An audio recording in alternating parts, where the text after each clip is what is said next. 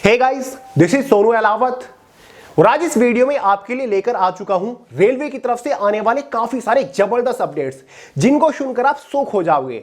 Really में दोस्तों हिला देने वाले अपडेट्स हैं। अब देखिए दोस्तों, ऐसी मेरी आदत नहीं कि एक छोटा सा अपडेट आया नहीं और उसके बारे में मैंने 10 वीडियोस बना दी, बल्कि मैं तो आपको एक ही वीडियो में 10 इंपोर्टेंट अपडेट्स देना पसंद करता हूं, क्योंकि मुझे पता है आपका टाइम भी बहुत ज्यादा कीमती है। तो आज के इस वीडियो में मैं आपको एक नहीं, दो नहीं, तीन नहीं, बल्कि पूरे 15 इंपोर्टेंट एकदम ऑथेंटिक अपडेट्स देने वाला हूं रेलवे के डिफरेंट एग्जाम से रिलेटेड। अगर आप रेलवे के किसी भी एग्जाम के लिए तैयारी कर रहे हो, रेलवे के किसी भी एग्जाम को टारगेट कर रहे हो, तो आज का ये वीडियो आपके लिए बहुत ज्यादा इंपॉर्टेंट है।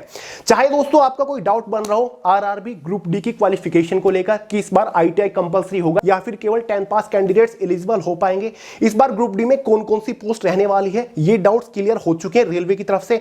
साथ ही दोस्तों एनटीपीसी में टोटल कितनी वैकेंसीज आने वाली है, कौन कौन सी पोस्ट के ऊपर एनटीपीसी के अंदर इस बार वैकेंसीज निकलेगी, और सबसे इंपॉर्टेंट टीटीई, टीसी और गुड्स गार्ड की पोस्ट के रिगार्डिंग डाउट्स बन रहे थे कि इन पोस्ट के ऊपर कितनी वैकेंसीज आएगी, कैसे हमें सिलेक्शन मिलेगा। डाउट्स क्लियर हो चुका है, डिटेल से आपको बताऊंगा। आरपीएफ की एग्जाम डेट के रिगार्डिंग आपका डाउट हो, इसी वीडियो में रेलवे की सभी पोस्ट के टेंटेटिव एग्जाम डेट्स के बारे में आपको बताऊंगा। आरआरबी एलपी के टोटल अब तक किस जोन से कितने फॉर्म फिलअप हुए, पर सीट कंपटीशन आपके साथ शेयर करूंगा। सेफ जोन के बारे में डाउट क्लियर करूंगा। एग्जाम कंडक्टिंग एजेंसी से रिलेटेड डाउट्स क्लियर होगा।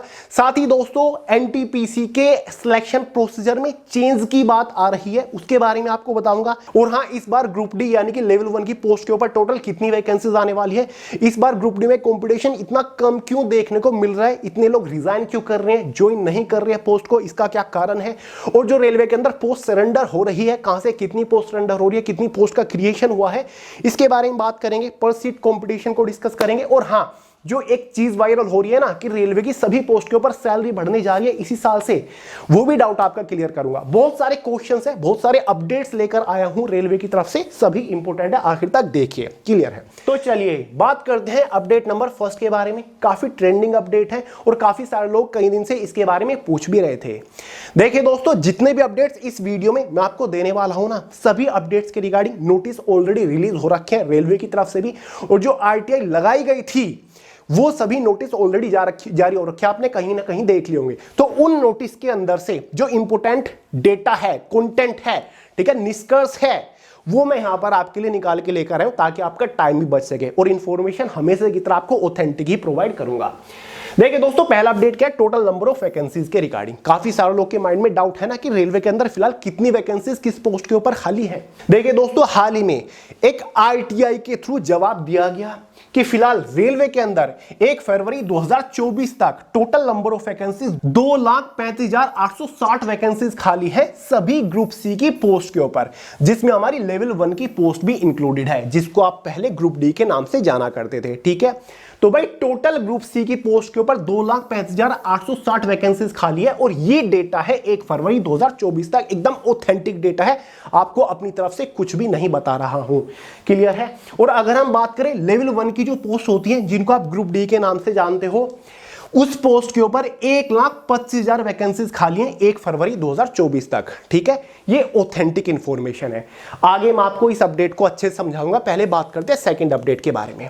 देखिए दोस्तों, हाल ही में एक अपडेट के थ्रू पता चला है कि 25% vacancies in every year recruitment, हर एक रेलवे की रिक्रूटमेंट में हर साल 25% वैकेंसीज को ही भरा जाएगा।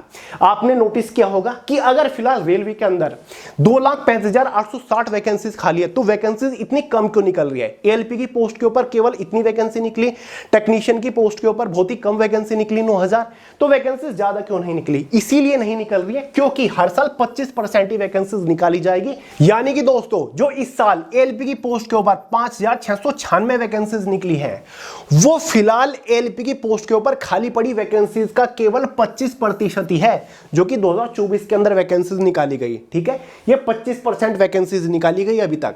ऐसे ही आपका टेक्नीशियन की पोस्ट के ऊपर 25% ही वैकेंसी निकाली गई, जो कि 9,000 समथिंग वैकेंसी है। आरआरबी एनटीपीसी की पोस्ट के ऊपर भी खाली पड़ी वैकेंसीज का 25% ही वैकेंसीज इस साल निकाली जाएंगी 2024 में। लेवल 1 की पोस्ट के ऊपर भी 25% वैकेंसीज को ही निकाला जाएगा। अभी मैंने आपको क्या बताया था, लेवल 1 की पोस्ट के ऊपर 1,25,000 वैकेंसीज खाली है, तो 1,25,000 का अगर हम 25% निकाले तो एएलपी की पोस्ट के ऊपर इस बार आपको 31,250 वैकेंसीज देखने को मिल सकती है। अराउंड इतनी वैकेंसीज 2024 के अंदर ग्रुप डी यानी कि लेवल 1 की पोस्ट के ऊपर आपको देखने को मिल सकती है इस फॉर्मूले के अकॉर्डिंग। अब ये फॉर्मूला क्यों लगाया जा रहा है रेलवे की वैकेंसीज में? देखिए दोस्तों, हाल ही में ललन टॉप के साथ जो रेलवे मिनिस्टर है अश्वनी वैष्णव जी ने बात करते हुए कहा था, अभी 3-4 दिन की बात है, कि जो रेलवे रिक्रूटमेंट की प्लानिंग है उसके अकॉर्डिंग हम आने वाले 3 सालों में लगातार हर एक पोस्ट के ऊपर वैकेंसीज निकालेंगे। ये सबको पता है, रेलवे ने अनाउंसमेंट कर रखी है कि हर साल हम रेगुलर बेसिस पर हर एक पोस्ट के ऊपर वैकेंसीज निकालेंगे, लेकिन ये हर साल तक नहीं निकलेगी। ये आने वाले 3 सालों के लिए प्लानिंग है। रेलवे ने आने वाले 3 सालों के लिए प्लानिंग कर रखी है। 2024 में वैकेंसीज निकलेगी, 2025 में वैकेंसी निकलेगी, 2026 में वैकेंसी निकलेगी। ALP technician, NTPC, junior engineer, isolated category या फिर जो हमारी ग्रुप डी की पोस्ट है। केवल आने वाले 3 सालों में ये वैकेंसी निकलेगी, उसके बाद का अभी कुछ भी क्लियर नहीं है। और ये जो फिलहाल रेलवे के अंदर 2,35,860 वैकेंसीज खाली है, इन्हीं वैकेंसीज को आने वाले 3 सालों तक भरा जाएगा, मतलब 2026 तक भरा जाएगा। तो इन्हीं वैकेंसीज की फिलहाल प्लानिंग कर रखी है रेलवे ने। आगे वैकेंसीज खाली होगी तो आगे रेलवे अपनी प्लानिंग को शेयर करेगा। तो फिलहाल भाई ये है जितनी वैकेंसी आ रही है, हर साल वो 25% वैकेंसी आ रही है बची हुई वैकेंसीज का, और आने वाले 3 सालों तक ऐसे ही इनको भरा जाएगा। ऑथेंटिक इंफॉर्मेशन मैं आपको दे रहा हूं, ठीक है। डाउट नंबर 4 है RRB ALP total form fill up. देखिए दोस्तों, मैंने बहुत सारी वीडियोस भी देखी और बहुत सारे लोग पूछ भी रहे हैं कि भैया एएलपी की पोस्ट के ऊपर कितने फॉर्म अप्लाई हो चुके हैं, टोटल किस जोन से कितने फॉर्म अप्लाई हुए हैं, किस जोन से एक सीट के ऊपर कितने कैंडिडेट्स का कंपटीशन है। बहुत सारी वीडियोस आपने देखी होगी, तो चलिए आज आपका डाउट ही क्लियर कर देता हूं कि भाई कितने फॉर्म अप्लाई हुए हैं। यहां पर देखिए, अगर हम बात कर लेते हैं टोटल फॉर्म फिलअप की एलपी की पोस्ट के ऊपर, तो अप्रोक्सीमेटली 21 लाख के आसपास फॉर्म अप्लाई हुए हैं। मैंने देखा कुछ लोग बोल रहे कि 48 लाख फॉर्म अप्लाई हो गए, कुछ लोग बोल रहे कि 15 लाख फॉर्म अप्लाई हुए। अगर हम एग्जैक्ट नंबर की बात करें, एग्जैक्ट तो नहीं कहूंगा, आसपास नंबर की बात करें, वो 21 लाख के आसपास फॉर्म अप्लाई हुए हैं। और कुछ जोन का ऑफिशियल डेटा आ चुके हैं, आरटीआई के थ्रू रेलवे ने जानकारी दी है, जैसे कि मुंबई जोन का दिया कि 1,79,000 के आसपास मुंबई से फॉर्म अप्लाई हुए हैं। तो ऐसे 5-6 जोन का अपडेट भी आ चुका है, क्योंकि दोस्तों अभी स्क्रूटनी चल रही है, काफी सारे फॉर्म रिजेक्ट भी होंगे। तो अगर हम बात करें कंपटीशन की, तो लगभग टोटल जो कैंडिडेट्स बचेंगे वो अराउंड 15 लाख के आसपास ही बचेंगे, यानी कि इतने लाख कैंडिडेट्स एग्जाम में बैठने के लिए तैयार होंगे, क्योंकि फॉर्म रिजेक्ट बहुत ज्यादा होती है रेलवे में। अब देखिए दोस्तों, जैसे कि आरआरबी बिलासपुर से टोटल वैकेंसी 1316 थी, तो यहां से टोटल फॉर्म आए हैं लगभग 4,03,059 फॉर्म आए हैं। और कंपटीशन एक सीट के ऊपर कितना हुआ? 306 कैंडिडेट्स की एक सीट के लिए फाइट करेंगे। सिकंदराबाद से 758 वैकेंसी थी, 2,66,410 कैंडिडेट्स ने फॉर्म अप्लाई किया, और यहां पर 351 कैंडिडेट्स का कंपटीशन। मुंबई से टोटल वैकेंसीज आपकी 547 थी, फॉर्म अप्लाई हुए 1,68,155 के आसपास। 325 कैंडिडेट्स का कंपटीशन बैठता है। एग्जैक्ट नंबर मैं नहीं कहूंगा कि ये है, ऊपर नीचे है थोड़े बहुत, ठीक है, एकदम ऑफिशियल एग्जैक्ट नंबर नहीं है, लेकिन अप्रोक्सीमेटली यही है। बेंगलुरु से 473 वैकेंसीज थी और 1,61,755 फॉर्म अप्लाई हुए, एक सीट के ऊपर 341 कैंडिडेट्स का कंपटीशन। ऐसा ही भुवनेश्वर का देख लीजिए, इलाहाबाद का देख लीजिए, आपके सामने डेटा है, क्लियर है। और बाकी बचे हुए आपके सारे जोन यहां पर देखिए, टोटल 21 जोन का डेटा आपके सामने है। कलकत्ता का देखिए, अजमेर, अहमदाबाद, चेन्नई, भोपाल, रांची, मालदा, चंडीगढ़, गोरखपुर, गुवाहाटी, सिलीगुड़ी, जम्मू, ठीक है। डेटा आपके सामने, खुद देख लीजिए, क्यों आपका टाइम वेस्ट करो, ठीक है। तो भाई ये एएलपी का रहा है अभी तक का। टोटल वैकेंसीज काफी कम थी, 5,696 ही तो थी, तो फॉर्म में तो आपको गिरावट प्रीवियस ईयर के कंपैरिजन में देखने को मिलनी ही है। पिछले साल 60,000 वैकेंसी थी भाई। 5वां अपडेट है railway group D qualification, most important update है। सभी लोगों का यही तो डाउट बना हुआ है कि भाई इस बार रेलवे में क्या 10 पास कैंडिडेट्स एलिजिबल हो पाएंगे या फिर आईटीआई कंपलसरी रहेगा। देखिए दोस्तों, रेलवे की वैकेंसी आने से पहले बिहार में एक हाई लेवल मीटिंग हुई थी रेलवे के अधिकारियों के साथ और जो बिहार के काफी बड़े कोचिंग इंस्टीट्यूट्स के प्रबंधक हैं उनके साथ। तो उस हाई लेवल मीटिंग में रेलवे ने ये तो बोल दिया था कि हाँ, ग्रुप डी की पोस्ट के ऊपर 10 पास एलिजिबल हो पाएंगे, लेकिन उसके बाद फिर कुछ बातचीत हुई और अपडेट, अब इंटरनली अपडेट ये निकल के आ रहा है कि सभी पोस्ट के ऊपर 10 पास कैंडिडेट्स एलिजिबल नहीं होंगे। काफी सारी ऐसी पोस्ट है जिनके ऊपर 10+ ITI कंपलसरी है। अब वो कौन कौन सी पोस्ट है देख लीजिए। देखिए दोस्तों, जैसे कि असिस्टेंट वर्कशॉप की एक पोस्ट है जो कि मैकेनिकल डिपार्टमेंट की है, इसमें 10+ ITI कंपलसरी होगा। असिस्टेंट बीज की पोस्ट है, इंजीनियरिंग डिपार्टमेंट की पोस्ट है, 10+ ITI कंपलसरी है। असिस्टेंट CNW की है, मैकेनिकल डिपार्टमेंट के 10+ ITI कंपलसरी है। असिस्टेंट डिपोट स्टोर की है, स्टोर डिपार्टमेंट की है, यहां पर 10 पास कैंडिडेट्स एलिजिबल है। मोस्ट इंपोर्टेंट पॉइंट है, ग्रुप डी में असिस्टेंट डिपोट स्टोर की पोस्ट के ऊपर 10 पास कैंडिडेट्स एलिजिबल है। मैं आपको बताऊंगा कितनी वैकेंसीज 10 पास वालों के लिए रहेंगी और भाई कितनी वैकेंसीज 10+ ITI वालों के लिए रहेंगी। असिस्टेंट लोको शेड डीजल की पोस्ट मैकेनिकल डिपार्टमेंट के 10+ ITI कंपलसरी है। Assistant loco shed electrical department के 10+ ITI कंपलसरी है। असिस्टेंट ऑपरेशन इलेक्ट्रिकल की ट्रैफिक डिपार्टमेंट के 10+ ITI कंपलसरी है। पॉइंट्समैन की इंपोर्टेंट पोस्ट है, काफी सारे लोग पसंद करते हैं, सिग्नल और टेलीकम्युनिकेशन डिपार्टमेंट की है और इस पोस्ट के लिए केवल 10 पास कैंडिडेट एलिजिबल होंगे, यानी कि यहां पर 10वीं पास कैंडिडेट फॉर्म अप्लाई कर पाएंगे पॉइंट्समैन की पोस्ट के लिए। असिस्टेंट सिग्नल एंड टेलीकम्युनिकेशन की पोस्ट है, इंजीनियरिंग डिपार्टमेंट 10+ ITI है। उसके बाद assistant TL and AC electrical department 10+ ITI compulsory. Assistant TL and AC workshop electrical department 10+ ITI compulsory. Workshop ये नहीं, assistant TRD electrical 10+ ITI। Assistant work engineering department 10+ ITI। Engineering ठीक है 10+ ITI। Hospital assistant medical department की है, यहां पर केवल 10 पास eligible होंगे। ग्रुप डी की ये भी एक ऐसी पोस्ट है जहां पर केवल 10 पास कैंडिडेट एलिजिबल होंगे, कोई भी ITI कंपलसरी नहीं होगा। Track maintainer grade 4 engineering department के 10+ ITI कंपलसरी होगा। तो भाई फिलहाल प्रीवियस ईयर के रेफरेंस से ये पोस्ट मैंने आपको बताई। इस बार पोस्ट आपको यूनिक भी देखने को मिल सकती है क्योंकि काफी सारी पोस्ट का क्रिएशन भी हुआ है, काफी सारी पोस्ट का सरेंडर भी हुआ है, तो नई पोस्ट आपको देखने को मिलेगी। जाहिर सी बात है कुछ और ऐसी पोस्ट होंगी जिनके लिए 10 पास एलिजिबल होंगे। अब देखिए दोस्तों, यह बात तय है कि इस बार ग्रुप डी की जो वैकेंसी होगी उसमें से 80% वैकेंसीज के लिए 80% वैकेंसीज मान के चलिए, अगर वैकेंसीज 31 से 32 हजार के आसपास निकलती है, इसमें से 80% वैकेंसीज तो भाई 10+ ITI वालों के लिए होगी और इसमें से केवल 20% वैकेंसीज ही 10 पास वालों के लिए होगी, यानी कि 10 पास वालों को केवल 20% ही वैकेंसीज देखने को मिलेगी। ये बात तो तय है। अब देखिए दोस्तों, अभी तक का अपडेट ये है, ग्रुप डी की वैकेंसी आने में टाइम है, तब तक कुछ भी हो सकता है, आगे की हम बात नहीं कर रहे, लेकिन अभी तक का अपडेट यही है। हो सकता है कि आने वाले टाइम में चेंजेस कर दे, क्योंकि रेलवे अपनी बातों पर टिका नहीं रहा। पिछली 2 बार भी इन्होंने ये करा था, पहले ITI डाल दिया, फिर 10 पास उन्होंने कर दिया प्रोटेस्ट के बाद। तो हो कुछ भी सकता है, फिलहाल तक का अपडेट यही है कि भाई कुछ पोस्ट के लिए 10 पास है, कुछ पोस्ट के लिए ITI कंपलसरी है।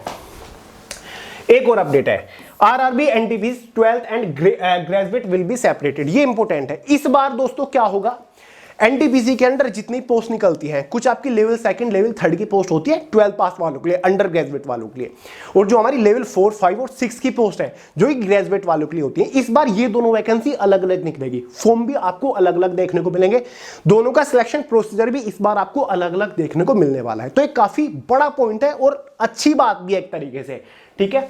अब देखिए 12th वालों के लिए कौन कौन सी पोस्ट रहेंगी। लेवल 2 और 3 की जूनियर क्लर्क कम टाइपिस्ट की, अकाउंट क्लर्क कम टाइपिस्ट की, जूनियर टाइम कीपर की, ट्रेन क्लर्क की, कॉमर्शियल कम टिकट क्लर्क की पोस्ट रहती है।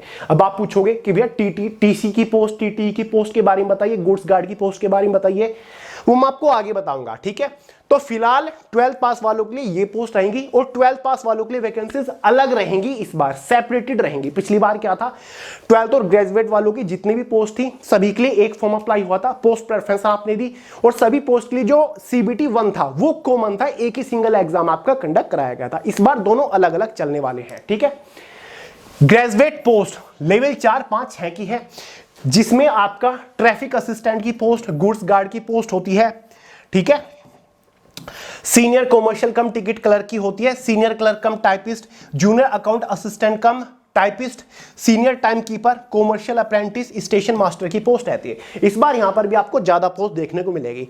और बात आपको बता दूं, ज्यादा वैकेंसीज आपको ग्रेजुएट पास वालों के लिए देखने को मिलेगी, कम वैकेंसीज रहेंगी 12th वालों के लिए, ठीक है। अभी कोई आइडिया नहीं है, लेकिन फिर भी मैं आपको अगर बताऊं, NTPC की पोस्ट के ऊपर टोटल नंबर ऑफ वैकेंसीज निकलने के इस बार चांसेस है कि लगभग 10,000 के आसपास, अराउंड 10,000 के आसपास आपको वैकेंसीज देखने को मिल सकती है, या फिर इससे ज्यादा भी हो सकती है, 15,000 भी हो सकती है। अगर 10 से 12,000 वैकेंसीज निकलती है तो लगभग 4,000 के आसपास टोटल वैकेंसीज 12 पास वालों के लिए रहेगी। बाकी की वैकेंसी जो रहेगी वो ग्रेजुएट पास वालों के लिए रहेगी। समझ गए यहां तक का? ठीक है। और दोनों का सिलेक्शन प्रोसीजर इस बार अलग अलग चलने वाला है। ठीक है। और सबसे बड़ा जो कंफ्यूजन निकल के आ रहा है वो ये है, RRB NTPC selection procedure change. क्या एनटीपीसी का सिलेक्शन प्रोसीजर चेंज होगा? मैंने काफी सारी वीडियोस में देखा, काफी सारे एक्सपीरियंस टीचर ये कह रहे हैं। तो अगर वो कह रहे हैं ना, इसमें सच्चाई है। ये अपडेट इंटरनली निकल के आ रहा है, और जैसे कि रेलवे ने एग्जाम कैलेंडर जारी किया उससे भी ये पता चल रहा है। इस बार क्या होगा, जो 12th लेवल के एनटीपीसी की पोस्ट है ना, काफी ज्यादा चांसेस है कि उन पोस्ट के ऊपर, अंडर ग्रेजुएट एनटीपीसी की पोस्ट के ऊपर एक ही सिंगल एग्जाम कंडक्ट कराया जाए, केवल सीबीटी 1 ही कंडक्ट कराया जाए, क्योंकि ग्रेजुएट और अंडर ग्रेजुएट को सेपरेट इस बार किया जा सकता है। तो एनटीपीसी 12th वालों पे केवल एक ही एग्जाम इस बार कंडक्ट कराया जा सकता है। बाकी जो ग्रेजुएट लेवल की पोस्ट रहेंगी, लेवल 4, लेवल 5, लेवल 6, उसमें आपको एक सीबीटी 1 और सीबीटी 2 देखने को मिलेगा, और थर्ड स्टेज में आपका स्किल टेस्ट, टाइपिंग टेस्ट होगा। तो इस बार काफी ज्यादा चांसेस है कि 12th पास वालों के लिए जो एनटीपीसी की पोस्ट होंगी उनके ऊपर एक ही एग्जाम कंडक्ट कराया जाए। दूसरे स्टेज में आपका टाइपिंग टेस्ट और तीसरी स्टेज में आपका मेडिकल टेस्ट कंडक्ट कराया जाए। तो अगर ऐसा हो जाए मजा आ जाए, और ऐसा होने के काफी ज्यादा चांसेस भी हैं, क्योंकि टेक्नीशियन की जो पोस्ट है उसका सिलेक्शन प्रोसीजर भी केवल एक एग्जाम के ऊपर ही बेस्ड है, एक ही सिंगल एग्जाम कंडक्ट कराया जा रहा है। तो काफी चांसेस हैं। ठीक है। तो एक बढ़िया खबर है। दूसरी चीज, railway TTE, senior TTE, TC और गुड्स गार्ड पोस्ट से रिलेटेड कंफ्यूजन आ रहा है बहुत सारे लोगों को।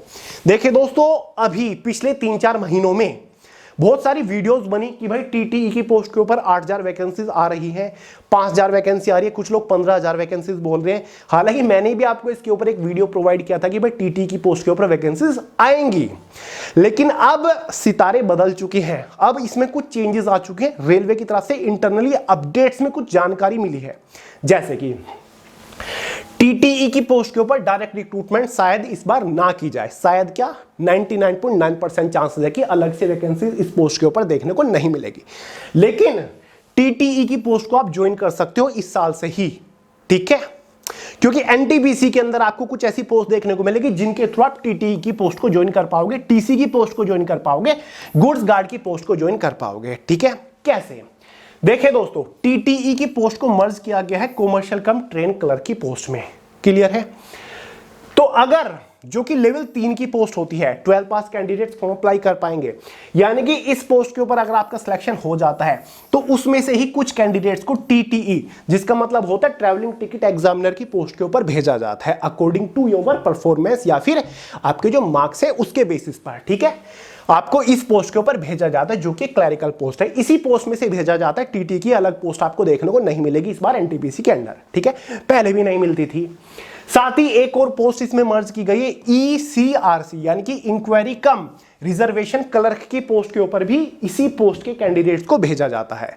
समझ गए? तो भाई लेवल 3 की तीनों ही पोस्ट लेवल 3 की पोस्ट है, 12 पास कैंडिडेट्स एलिजिबल होते हैं। तो टीटी की पोस्ट के ऊपर अगर आपको जाना है तो भाई आपको कॉमर्शियल कम ट्रेन क्लर्क की पोस्ट को क्रैक करना पड़ेगा। सीनियर कॉमर्शियल कम ट्रेन क्लर्क या फिर सीनियर टीटी और टीसी, इनका भी फंडा सेम है। ग्रेजुएट पास वालों के लिए एक पोस्ट निकलती है एनटीपीसी के अंडर, सीनियर कॉमर्शियल कम ट्रेन क्लर्क की। इसी पोस्ट को मर्ज किया गया है सीनियर टीटीई के साथ और टीसी के साथ। तो अगर आपको सीनियर टीटीई बनना है तो आपको सीनियर कमर्शियल कम ट्रेन क्लर्क की पोस्ट को क्रैक करना पड़ेगा, जो कि एनटीपीसी ग्रेजुएट लेवल की पोस्ट है, लेवल 5 की पोस्ट है, जहां से आपको इन दोनों पोस्ट के ऊपर भेजा जाता है। अब एक और अपडेट निकल के आ रहा है कि भाई गुड्स गार्ड की पोस्ट को सरेंडर कर दिया गया है। अभी तक नवंबर दिसंबर 2023 के आसपास ये हुआ है। ठीक है। जो आपको ग्रेजुएट लेवल में गुड्स गार्ड की पोस्ट देखने को मिलती थी, अब वो आपको नहीं मिलेगी, क्योंकि इस पोस्ट को मर्ज किया गया है ट्रेन मैनेजर की पोस्ट के साथ। यानी कि इस बार आपको ग्रेजुएट लेवल की एक पोस्ट देखने को मिलेगी ट्रेन मैनेजर की। ठीक है। तो गुड्स गार्ड की पोस्ट है, इसके सिमिलर पोस्ट है, लेकिन अब वो बन चुकी है ट्रेन मैनेजर की पोस्ट, क्योंकि ये भी लेवल 5 की पोस्ट थी और ये भी लेवल 5 की पोस्ट थी। तो चिंता मत करिए, जिन लोगों को गुड्स गार्ड की पोस्ट पसंद है वो ये मत सोचेगा कि भाई गुड्स गार्ड की पोस्ट नहीं आ रही है, उसकी जगह आपको ट्रेन मैनेजर की पोस्ट देखने को मिलेगी इस बार। तो भाई ये अपडेट है पोस्ट के रिगार्डिंग, और हो कुछ भी सकता है। अभी तक का अपडेट मैं आपको दे रहा हूं, आने वाले टाइम में कुछ भी चेंजेस आ सकते हैं। 9 RPF constable and sub inspector 4,460 vacancies की एग्जाम डेट को काफी सारे लोग पूछ रहे कि कब होगा। देखिए दोस्तों, ये तो सबको पता है कि भाई 15 अप्रैल से फॉर्म आ रहे हैं, 14 मई फॉर्म की लास्ट डेट है। मैंने भी आपको 3-4 फुल डिटेल वीडियो प्रोवाइड करा ली है, चाहे बेस्ट बुक के रिगार्डिंग हो, टॉपिक हो या फिर और किसी के टॉपिक के रिगार्डिंग हो, देख लीजिएगा, लिंक डिस्क्रिप्शन बॉक्स में मिल जाएगा, फिर सर्च कर लीजिएगा। सब लोग एग्जाम पूछ रहे कि भैया एग्जाम कब तक कंडक्ट कराया जाएगा। देखिए दोस्तों, ये तो सभी लोग जानते हैं कि एलपी की पोस्ट के ऊपर जो एग्जाम होगा वो आपका अराउंड जून जुलाई के आसपास होने वाला है, ठीक है। उसके बाद अक्टूबर में शायद आपका टेक्नीशियन की पोस्ट के ऊपर एग्जाम कंडक्ट कराया जाएगा, ठीक है। ये टाइमलाइन तो आरआरबी ने खुद जारी कर रखी है कि भाई टेक्नीशियन का एग्जाम अक्टूबर में, एलपी का एग्जाम जुलाई और अगस्त में, सॉरी जून और जुलाई या फिर अगस्त में। तो जो आपका आरपीएफ का एग्जाम कंडक्ट कराया जा सकता है उसकी टेंटेटिव डेट है सितंबर 2024। ये मैं आपको अपनी तरफ से बता रहा हूं। फॉर्म की लास्ट डेट 14 मई है, ऑफिशियल डेट है, लेकिन आरपीएफ, एसआई और कांस्टेबल की पोस्ट का एग्जाम डेट लगभग आपकी सितंबर मंथ में रहेगी। क्योंकि अगर जून जुलाई अगस्त में एलपी की पोस्ट के ऊपर एग्जाम कंडक्ट कराया जा रहा है, अक्टूबर से दिसंबर तक टेक्नीशियन की पोस्ट के ऊपर एग्जाम कंडक्ट कराया जा रहा है, तो बीच में केवल एक ही मंथ बचता है, वो है सितंबर। और आपको पता है इस बार आरपीएफ का एग्जाम कंडक्ट कराने का जिम्मा किसका है? आरआरबी का ही है। एग्जाम आरआरबी खुद कंडक्ट कराने वाला है, ठीक है, जो भी एजेंसी वो हायर करेगा। तो भाई 99.9% चांसेस हैं कि आपका एग्जाम सितंबर मंथ में कंडक्ट कराया जाएगा। और लास्ट ईयर भी 2018 में भी इतने ही टाइम के अंतराल में आरपीएफ के एग्जाम कंडक्ट कराए गए थे। तो इस डेट को टारगेट करके प्रिपरेशन करना शुरू कर दीजिए। Railway all post salary increase viral update, बहुत सारे यूट्यूब चैनल के ऊपर मैंने देखा, काफी सारे लोग टीचर भी बोल रहे हैं, स्टूडेंट्स को मोटिवेट कर रहे हैं कि भाई रेलवे की वैकेंसी के पीछे भागो क्योंकि सैलरी इंक्रीज होने जा रही है। तो भाई क्या फंडा है ये कौन सा अपडेट है कि रेलवे की पोस्ट के ऊपर सैलरी इंक्रीज हो रही है? देखिए दोस्तों, कुछ लोग तो बता रहे हैं कि ग्रुप डी की पोस्ट को, लेवल 1 की पोस्ट को ग्रुप सी की पोस्ट में मर्ज कर दिया गया। ये तो सही बात है, ग्रुप सी में चला गया, लेकिन पोस्ट तो वो अब भी लेवल 1 की है। जो आपको सैलरी मिलती है ना, वो लेवल के हिसाब से मिलती है। लेवल 1 की सैलरी कुछ और होती है, लेवल 2 की सैलरी कुछ और होती है, लेवल 6 की या फिर 7 की जो पोस्ट है उनकी सैलरी बहुत ही हाई होती है, ठीक है। भले ही ग्रुप डी की पोस्ट को ग्रुप सी में मर्ज कर दिया गया हो, वो है तो लेवल 1 की, सैलरी आपकी एज इट इज रहेगी, उतना ही बेसिक पे रहेगा। तो ये जो अपडेट आ रहा है ना कि सैलरी इंक्रीज होगी, वो क्यों आ रहा है पता है आपको? क्योंकि दोस्तों जो सेंट्रल गवर्नमेंट के एम्प्लॉयज होते हैं ना, उनको सभी को, चाहे वो कोई भी डिपार्टमेंट हो, आपका मिनिस्ट्रीज हो या फिर रेलवे डिपार्टमेंट हो, कोई भी डिपार्टमेंट हो, सभी डिपार्टमेंट में की एम्प्लॉयज के अलाउंसेस में इजाफा हुआ है। अलाउंसेस जैसे कि आपको पता है इस साल से डियरनेस अलाउंस आपकी बेसिक सैलरी का 50% हो चुका है, होने जा रहा है। पिछले साल तक या फिर जब 2019 या फिर 20 तक पता है कितना था? 31% भी नहीं था। 31% से 2 सालों के अंदर ये 50% पर पहुंच गया। तो सैलरी में जबरदस्त उछाल तो आपको देखने को मिलेगा ही। तो जितने भी लोग इस वैकेंसी के थ्रू सिलेक्शन लेंगे रेलवे की 2024 में, उनको बेसिक सैलरी का डीए जो है वो 50% मिलेगा। तो जाहिर सी बात है, जो महंगाई भत्ता इतना मिल रहा है तो सैलरी आपकी इंक्रीज होगी। और केवल डीए की बात ही नहीं है, जो आपका एचआरए है वो आपका डबल कर दिया गया है, एकदम 2 गुना कर दिया गया, डबल कर दिया गया, 2 टाइम कर दिया गया है। और ट्रेवल अलाउंस भी आपका 2 गुना कर दिया गया है, ठीक है। तो भाई 3-4 अलाउंसेस में आपका इजाफा है, जिसके बाद आपकी सैलरी इंक्रीज होगी। मान के चलिए एनटीपीसी लेवल 2 या फिर लेवल 3 की कोई भी पोस्ट है 12 पास वालों के लिए, अगर अब सिलेक्शन होने के बाद आपको 36,000 सैलरी मिल रही थी, तो जाहिर सी बात है इस बार सिलेक्शन होने के बाद आपकी सैलरी 40 से 41,000 हो जाएगी, ठीक है। जिन पोस्ट के ऊपर 45,000 आपकी सैलरी थी, लगभग 50,000 आपकी इनिशियल इन हैंड सैलरी हो जाएगी। सीएचएसएल में भी तो देखा गया, जहां पहले 37,000 सैलरी मिलती थी, 36,000 सैलरी मिलती थी सीएचएसएल के थ्रू सिलेक्शन होने के बाद, अब वो सैलरी 42,000 तक पहुंच चुकी है इन्हीं अलाउंसेस के बाद। क्योंकि दोस्तों अलाउंसेस हर एक डिपार्टमेंट के एम्प्लॉयज को मिल रहे हैं एक्स्ट्रा। 11वां एग्जाम कंडक्टिंग एजेंसी अपडेट। सब लोग ये पूछ रहे हैं कि भैया रेलवे की एग्जाम्स को इस बार कौन कंडक्ट कराएगा? एसएससी की तरह तो नहीं होगा, एसएससी ने तो टीसीएस के साथ कॉन्ट्रैक्ट छोड़ दिया, तो इस बार रेलवे का एग्जाम कौन कंडक्ट कराएगा? जीडीसीई के एग्जाम कंडक्ट कराए जा रहे हैं रेलवे के थ्रू, तो उसके लिए नई एजेंसी हायर करी जा रही है। तो जाहिर सी बात है इन एग्जाम्स के लिए भी नई एजेंसी को हायर करेगा रेलवे। तो अभी इसके रिगार्डिंग कोई भी ऑफिशियल अपडेट नहीं है, लेकिन फिर भी 90% चांसेस हैं कि रेलवे के आने वाले सभी एग्जाम्स को टीसीएस ही कंडक्ट कराए, क्योंकि टीसीएस का और रेलवे का कॉन्ट्रैक्ट काफी सक्सेसफुल रहा है। बहुत ही अच्छे से एग्जाम्स को कंडक्ट कराया गया, पेपर लीक जैसी शिकायत नहीं आई है। तो काफी चांसेस है कि टीसीएस एग्जाम कंडक्ट कराए। तो निश्चिंत होकर प्रीवियस ईयर के अकॉर्डिंग प्रिपरेशन करिए, प्रीवियस ईयर को फोकस करिए, प्रीवियस ईयर क्वेश्चन सोल्व करिए, जितना ज्यादा हो सके बेनिफिट आपको मिलेगा। तो फिलहाल ये सोच के चलिए। व्हाट अबाउट एनआरए सीईटी, काफी सारे लोग ने ये भी पूछा एनआरए सीईटी के रिगार्डिंग। तो अभी तक का अपडेट तो यही है कि 2024 के जितने भी एग्जाम्स होंगे उनमें एनआरए सीईटी देखने को नहीं मिलेगा। और दोस्तों एक इंटरनल अपडेट ये भी निकल के आ रहा है कि 2025 में भी एनआरए सीईटी लागू नहीं होगा। 2025 के भी किसी भी एग्जाम में आपको एनआरए सीईटी देखने को नहीं मिलेगा। फिलहाल इसका जो मुद्दा है वो शांत है, इसके बारे में कोई भी अपडेट नहीं है। सुनने में तो यहां तक आ रहा है कि इसको कैंसिल करने की भी बात हो रही है, ठीक है। सुनने में यह भी आ रहा है कि ये शायद ना भी आए।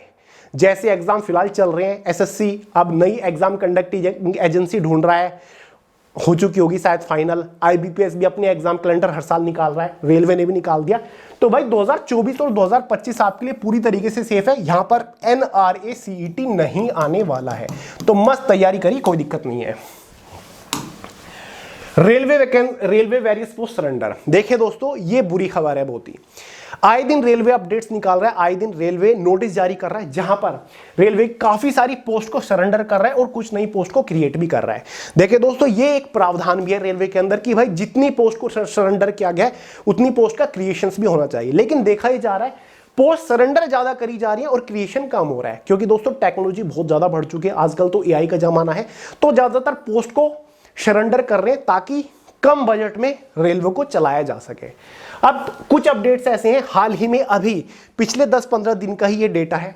अहमदाबाद जोन से 16 पोस्ट को सरेंडर किया गया, जिसके थ्रू 2200 वैकेंसीज खत्म की गई है। इतनी वैकेंसीज खत्म।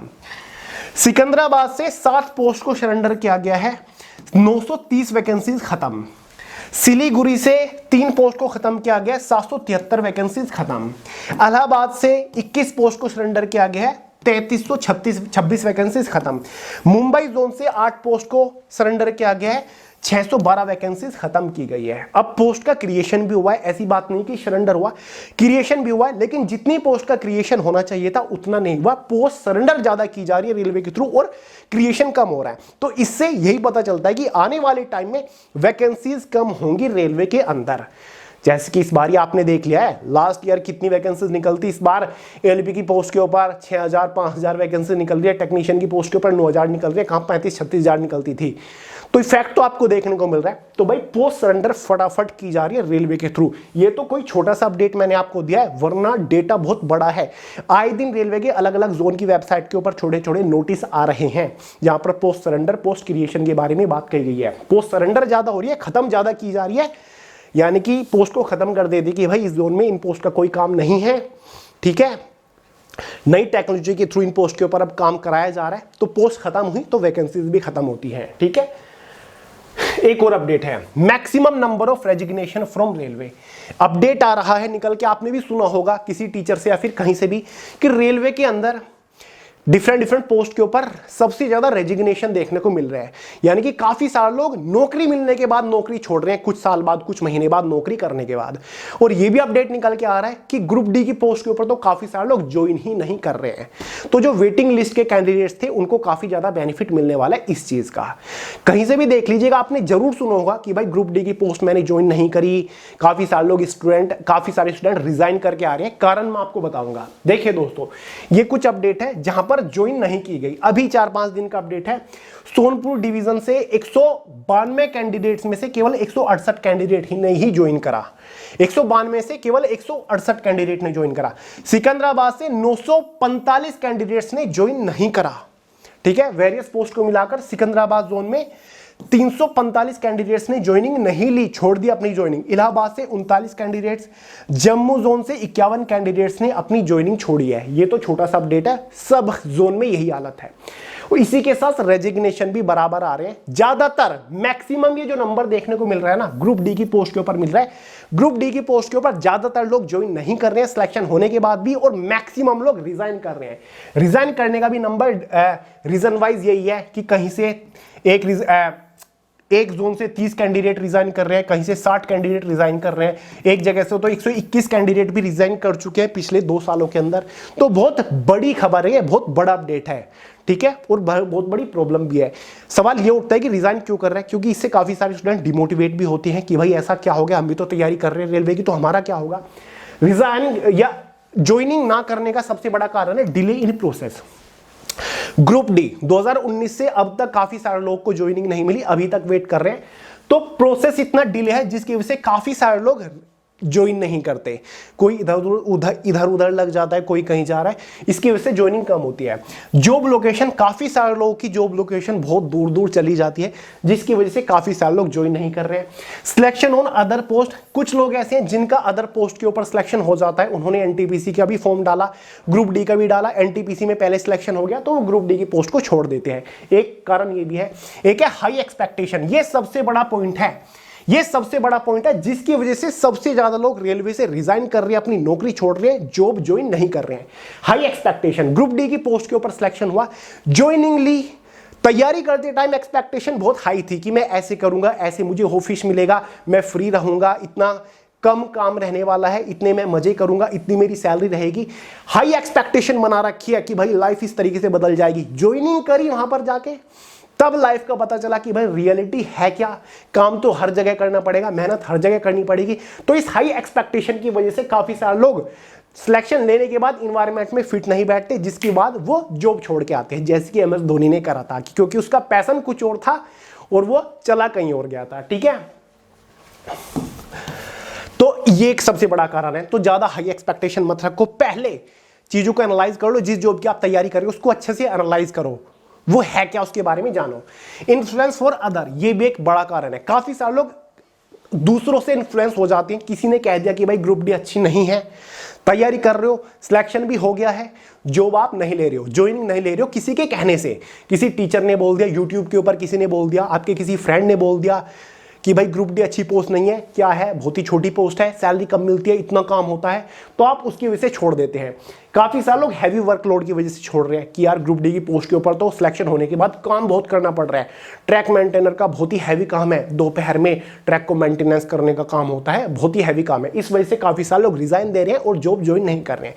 तो ये सभी मेन कारण है जिसकी वजह से काफी सारे लोग ज्वाइन नहीं कर रहे हैं और रिजाइन दे रहे हैं। और ये ज्यादातर जो प्रॉब्लम देखने को मिल रही है केवल और केवल ग्रुप डी की पोस्ट के ऊपर देखने को मिल रही है।